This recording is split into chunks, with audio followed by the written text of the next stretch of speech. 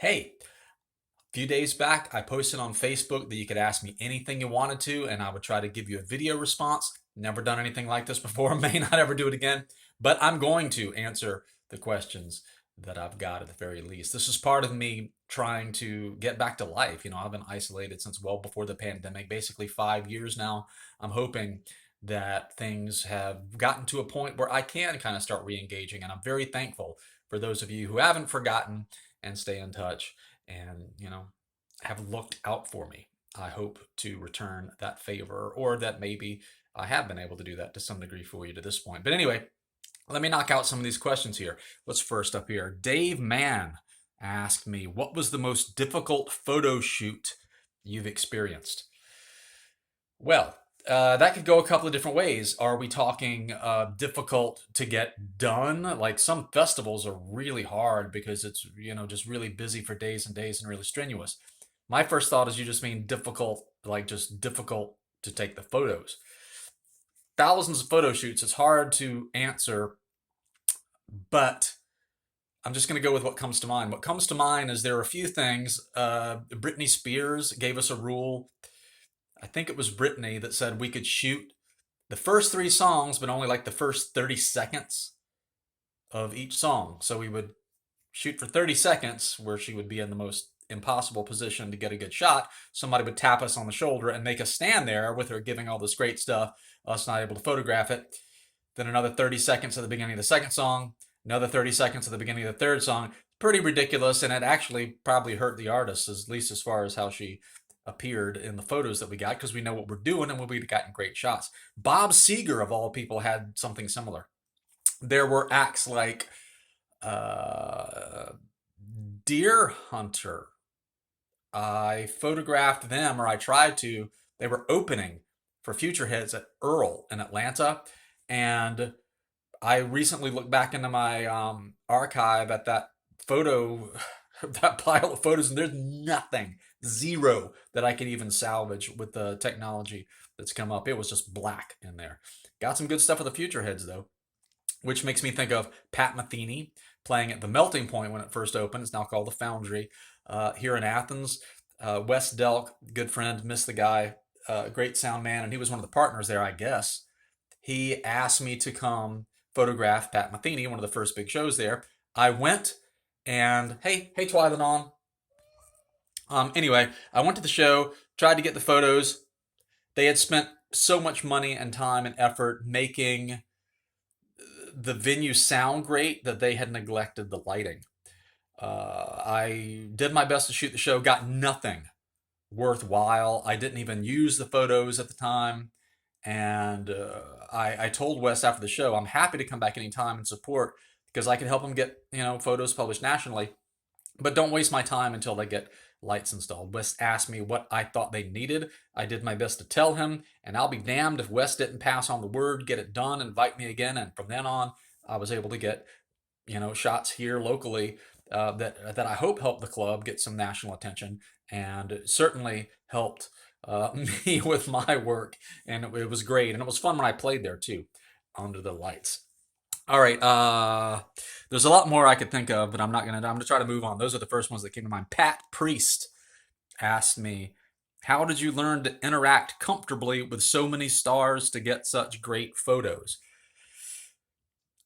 Did I? Well, thank you for saying they were great photos. It's with live stuff. It's not about interaction. It's about just being used to it and being used to the environment, and you do it thousands of times, you damn well ought to be at least halfway good at it, I hope. So it's more that. For years, I had no idea what the hell I was doing, and I was always impressed that people asked me to come back to take more photos, and I was grateful for that, because I really screwed up a lot for a long time, because I am not trainable. I learn by failing. I do something and screw it up until I get it right. Hopefully, I eventually got a lot of it right. But at least I know my strengths and my weaknesses. The main thing I would do when it was a portrait shoot or something is that I didn't want them to look overly posed. I prefer natural light. And I would just tell them, if it was a group, to all get as impossibly close together into the shot as you can. All four of them uncomfortably close as you can get and look comfortable being in that uncomfortable position, and that would a lot of times make them laugh, and that made a big difference. Now, there's one event I can think of where I was working a huge event, the Hip Hop Awards, BET Hip Hop Awards, and I was the main guy there that night. And the person that was in charge of BET was not available. They were sick or something. They had somebody else that wasn't the normal person in charge, and they were running me ragged. I had a headset, run into the X. They were telling me, they told, go out the street, get arrivals. Okay, I'll go out and get arrivals. Okay, this is Wiz Khalifa. Great, I'm getting out of a car. Who the hell cares? But that's what I was told to do. And then I get frantic messages, get back to the red carpet. You have to be on the red carpet. Why are you there? Because I was told to be there. I told them I needed to be on the red carpet. But anyway, I got back. I was angry at this point because I just wanted to do my job. You hired me to do my damn job. Let me do my damn job. If you hired me because you like my work, let me do my work. So people coming down the red carpet, and this person came up and accosted me that was the replacement. You have to stay here. You have to stay here getting these shots. And I was pissed off at this point. And I said, okay, I'm going to say what's going to happen. Nobody, I don't care who they are, is going to come past me until I get the first shot, so I have them and we can move on from there. And I saw somebody in my peripheral vision, like a shadow coming up behind me, didn't see who it was. And I put out my arm to block this person, like completely a block, like, just block the body while still talking to this woman. Now just leave me alone and let me do my damn job.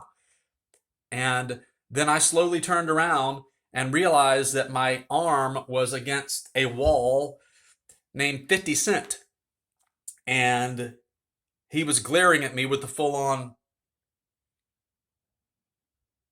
and he wasn't moving. And everybody was very quiet. And it was like, okay, don't show fear.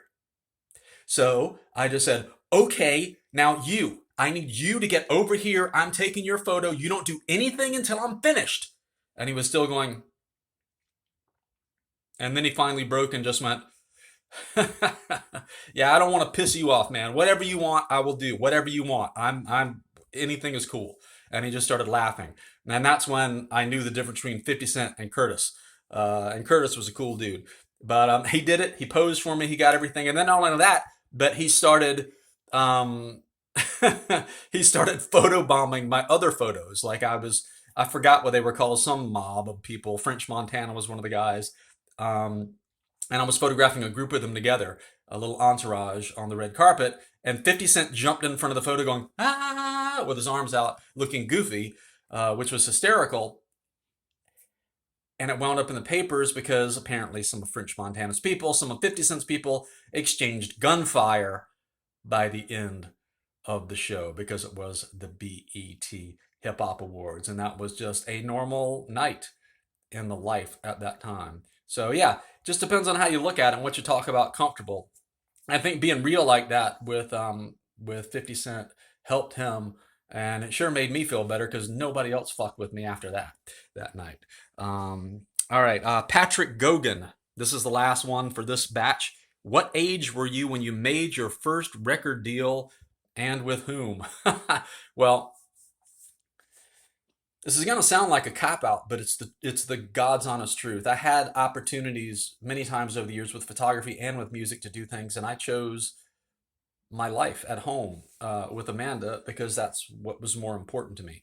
Whether it was being on the road with this man or that, or becoming a photographer attached to a company where I had to be on a flight, or company this and company that and always available. I'm not cut out for that. So the same thing happened with music. I had an opportunity to go out to LA with some friends, wound up doing some things.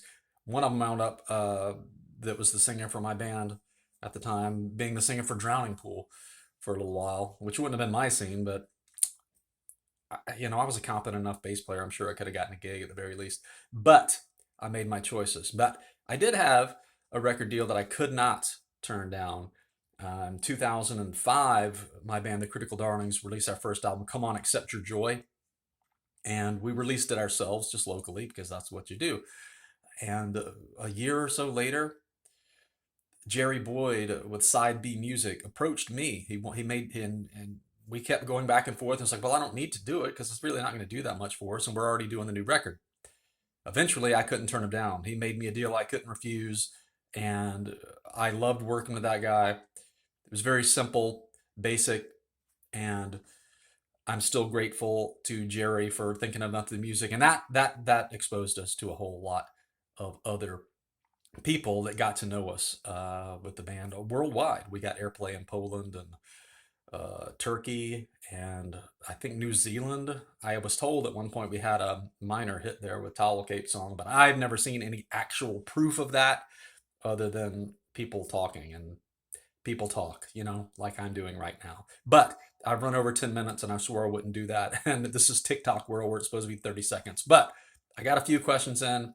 I hope you appreciate it. If you got anything else you want to ask me, ask me. I'm only going to do what's on this list or what's added from those responding directly to these videos from now on. Because otherwise, I'm going to get myself into a trap that I can't get out of, and that wouldn't be the first time either. Thanks for listening. Thanks for watching. Thanks for being a friend. I hope to see you out there again somehow, some way, safely, and soon. Take care.